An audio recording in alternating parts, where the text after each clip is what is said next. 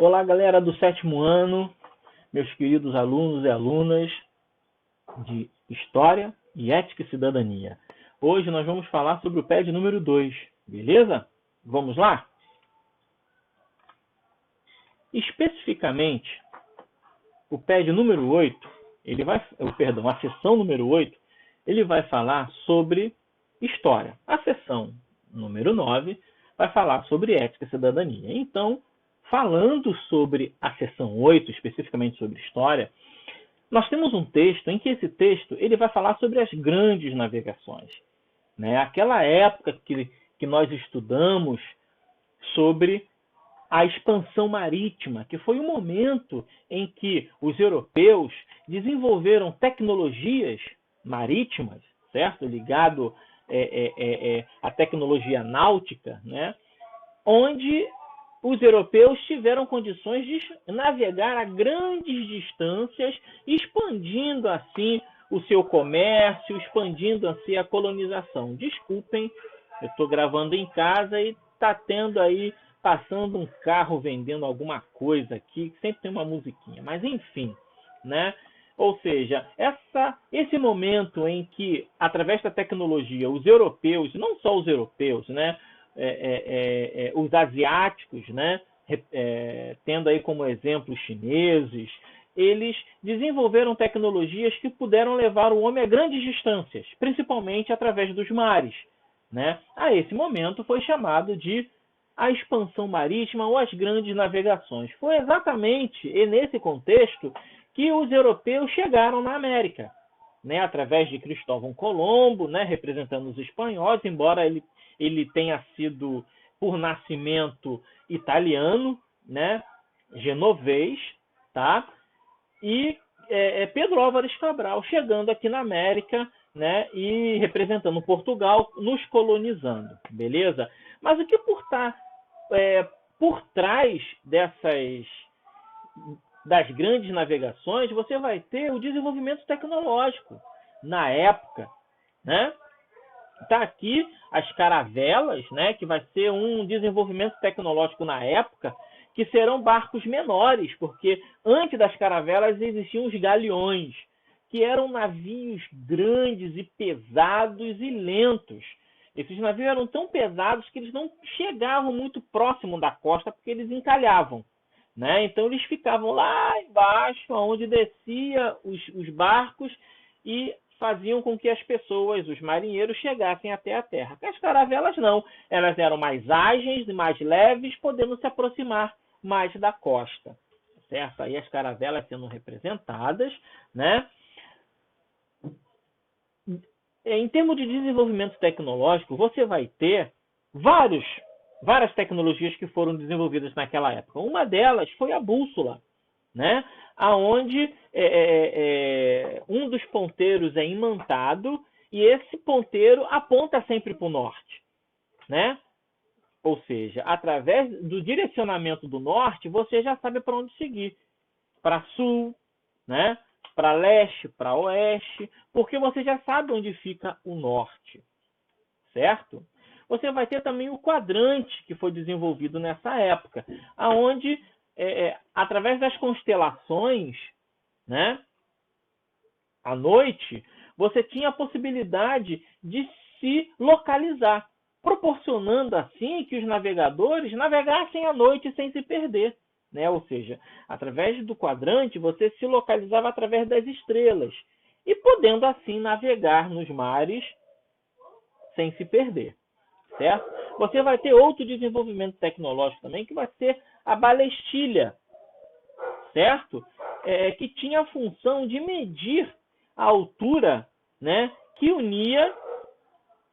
medir a altura que unia o horizonte ao astro, né, permitindo determinar os azimutes, né, determinadas localidades e constelações, certo? Ou seja, essas tecnologias, elas vão proporcionar esse momento histórico que vai ser as grandes navegações, porque serão através dessas tecnologias que o homem vai conseguir chegar a outros continentes a distâncias antes não alcançadas pelos mares, certo? Então o texto ele vai falar isso. E a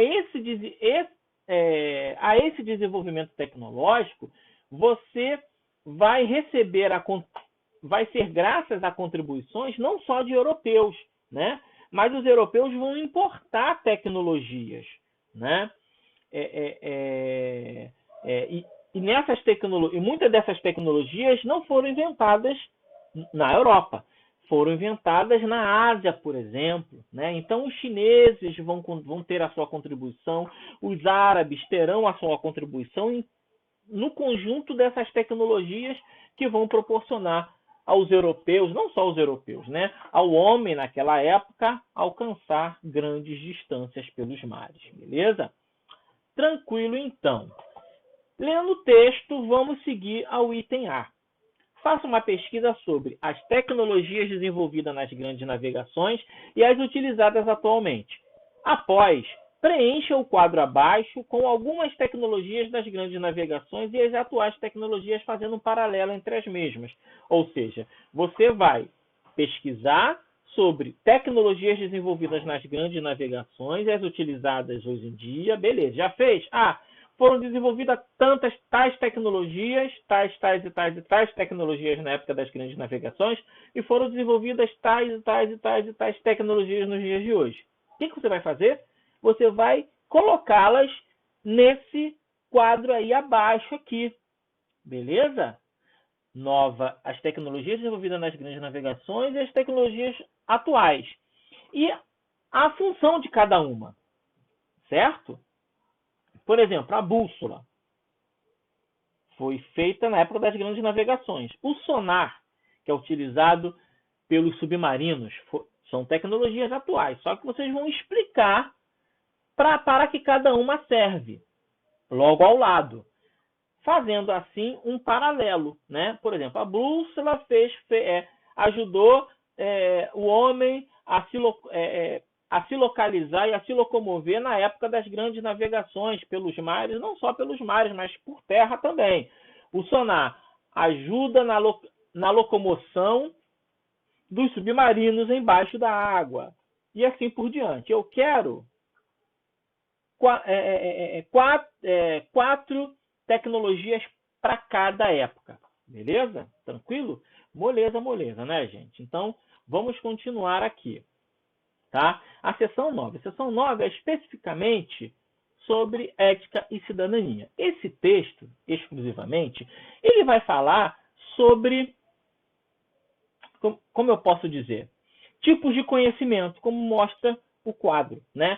Porque de acordo com determinado tipo de conhecimento, você vai você vai acreditar em determinada situação, né? Ou seja, de acordo com um pensamento mítico, por exemplo, você vai ter determinada crença, vai orientar sua vida de uma determinada maneira. Se você tem um pensamento diferente do mítico, você vai organizar você vai organizar a sua vida e vai ter determinadas atitudes diferentes do que um pensamento mítico. E assim por diante. Professor, ficou meio complicado. Vamos descomplicar através dessa explicação que eu vou dar agora. Então, esse texto, ele fala sobre o conhecimento e a forma de interpretar a vida, né? Porque de acordo com o tipo de conhecimento que você tem, você vai interpretar a vida de maneiras diferentes, certo? É como se o conhecimento fosse um óculos. E de acordo com esse óculos, você vai enxergar a vida de formas diferentes, certo? Ainda está difícil? Vamos continuar. Por exemplo, se você baseia a sua vida através do conhecimento mítico, mítico quer dizer crenças e narrativas elaboradas pelos antigos, né? E que essas crenças, né, e esse conhecimento permanece até hoje. Dá mais um exemplo, professor? Beleza. Saci Pererê. Saci Pererê, ele é um personagem mítico. Ele nasceu de histórias contadas pelos antigos, né? que o Saci Pererê é um espírito da mata, né? Que ele habita em bambuzais, não é? Ele também ajuda a proteger a floresta, não é? É um espírito, ou melhor, é um ser, né, mítico, é um ser espiritual que vive aprontando das suas, né? Esconde as coisas, esconde as coisas dos seres humanos e coloca em outros lugares, justamente para brincar, para bagunçar com a vida do ser humano. Existem pessoas que acreditam nessas coisas, nesses seres? Existem. Então, essas pessoas, que tipo de conhecimento essas pessoas levam em consideração para a sua vida? O conhecimento mítico. Porque elas acreditam na existência de seres míticos e organizam a sua vida dessa forma, né? Tem gente que, professor, cite um outro exemplo de pensamento mítico, né? Tem gente que acredita em fadas, certo? E vivem a sua vida dentro dessa orientação, certo? Então, o conhecimento mítico, ele é baseado por histórias, né, desenvolvidas pela tradição, ou seja, pelos antigos. Certo? Beleza. Então, outro tipo de conhecimento, o religioso. O religioso, né, ele orienta a sua vida na base da religião, né? Como essa figura aqui, né? Essa aqui é Eva, esse aqui é Adão. Então, a pessoa religiosa, ela vai acreditar, por exemplo, que o mundo ele foi criado conforme aconteceu lá no livro de Gênesis da Bíblia, né? Que Deus fez o homem do barro e a mulher da costela do homem. E a pessoa vive a sua vida dentro dessa realidade, né? Dentro das regras da religião. É um tipo de conhecimento, né? Ou seja, é um tipo de conhecimento que eu tenho e que eu vivo levando em consideração essas orientações religiosas, o conhecimento religioso. Existe também o senso comum. É um outro tipo de conhecimento, certo? O senso comum se parece muito com o mítico, só que não envolve seres extraordinários, né? Envolve justamente um raciocínio primário, né? Um tipo de raciocínio que não leva em consideração nada, ou melhor, não leva em consideração nenhum dos elementos que nós analisamos, nem o mítico, nem o religioso. Leva pura e simplesmente o raciocínio puro, né? Digamos, tomar leite e logo depois comer manga faz mal, né? Quem já escutou isso aí? Olha, a sua avó, né? Ou quem tem a sua bisavó fala: olha, meu filho, não toma leite e depois chupa manga porque isso faz mal, né? Ou seja, é um conhecimento que está ligado à tradição, aos antigos? Tá, né? Envolve questões extraordinárias, seres extraordinários? Não. Se não leva em consideração seres extraordinários, não é mítico, é senso comum, né? São crendices populares que não levam em consideração a questão mítica, né? A questão extraordinária, mas leva em consideração o pensamento puro, né? Eu escutei alguém falar, então pode ser verdade, né? Isso é o senso comum, né? Que leva em consideração pura e simplesmente o que os antigos falaram ou o que alguém falou. Eu não vou verificar se é verdade, eu simplesmente acredito. É o senso comum, certo? Existe um outro tipo de conhecimento, que é o conhecimento científico, que é o conhecimento que leva em consideração a ciência. Ou seja, professor, explica melhor. Por exemplo, o conhecimento científico, ela leva em consideração aquilo que pode ser provado. Se não pode ser provado, não é ciência. Como, por exemplo, o pensamento mítico. não fica até a noite no bambuzal, não, porque senão você vai encontrar um Saci Pererê. E ele pode aprontar alguma com você. Aí o cara que leva em consideração o pensamento científico, ele vai lá no bambuzal e vai ficar esperando. Vai até levar uma barraca, vai acampar lá, vai ficar uma semana lá, dia e noite, e vai ficar observando com um caderninho, registrando, olha, tá aqui o meu primeiro dia, tô de noite e não vi nada. Bom, eu posso não estar olhando direito. Então ele vai levar uma câmera que consegue enxergar no escuro, justamente para ele verificar se o Saci Pererê existe de fato. Ele vai ficar lá 1, 2 semanas e vai anotar as suas experiências. Se nesse tempo ele não encontrar o Saci Pererê, ele vai concluir o seguinte, que o Saci Pererê de fato não existe. Por quê? Ele levou em consideração a ciência, ele levou equipamentos, ficou lá, permaneceu lá durante 2 semanas, dormiu lá, ficou acordado de madrugada para ver se existe. Né? Isso é o pensamento científico.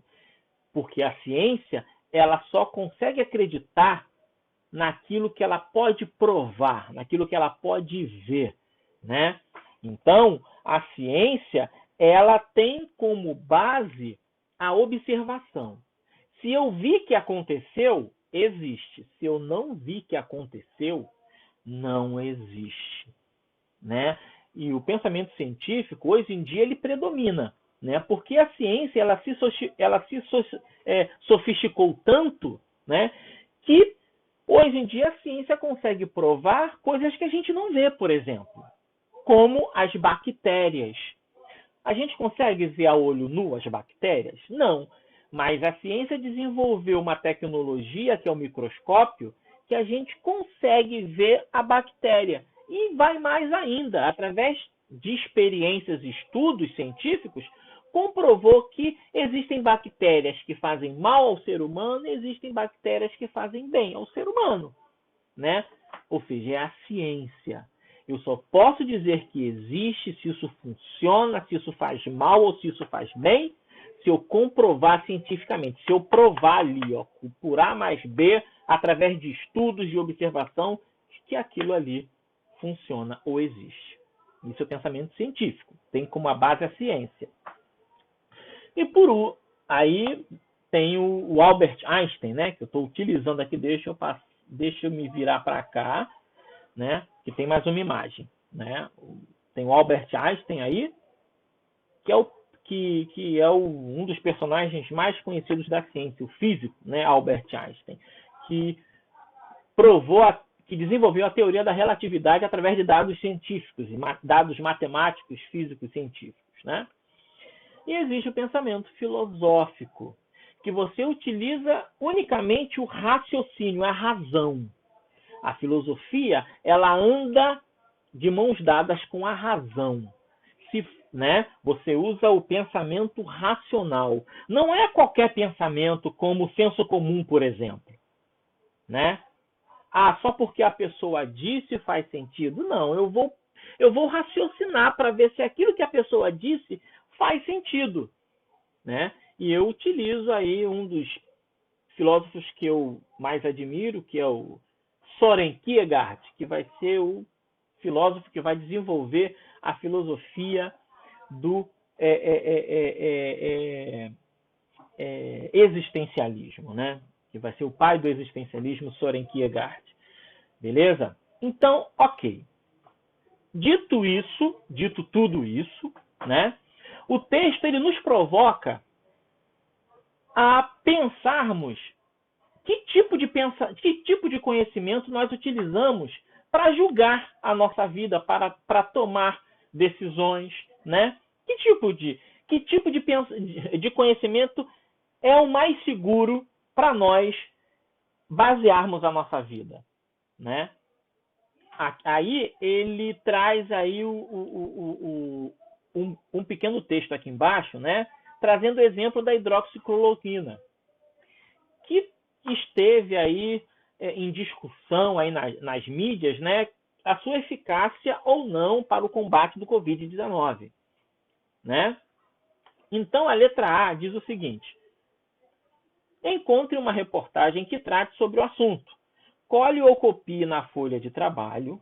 Cole e copie na folha de trabalho essa reportagem que trata sobre o combate à Covid-19 por meio da hidroxicloroquina, ok?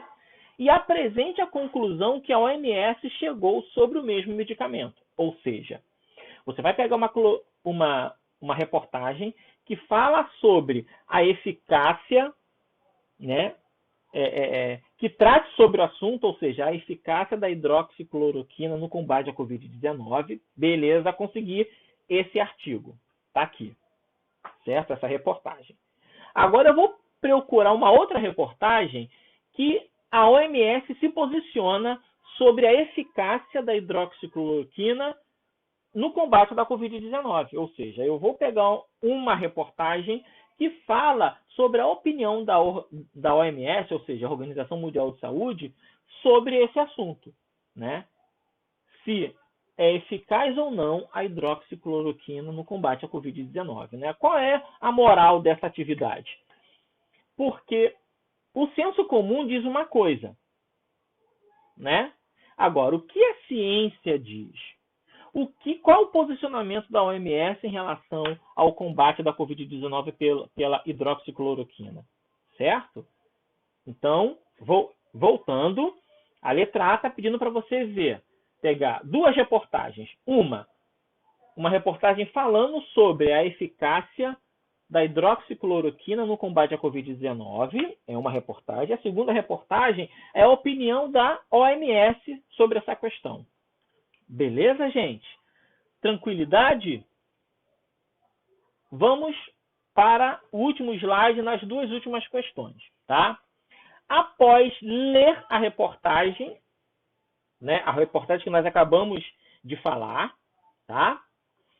Avalie em qual tipo de conhecimento você confia. Deixa eu descer aqui. Nesse tipo de conhecimento, ou seja, você confia no senso comum ou no que diz a ciência, né, quanto à informação do combate à Covid-19 pela hidroxicloroquina? Essa é a letra B. Tá? A letra C diz o seguinte: após ler e entender a tirinha abaixo, né, que está ao lado aí, essa tirinha aí, pense reflexivamente e depois responda aos tópicos solicitados.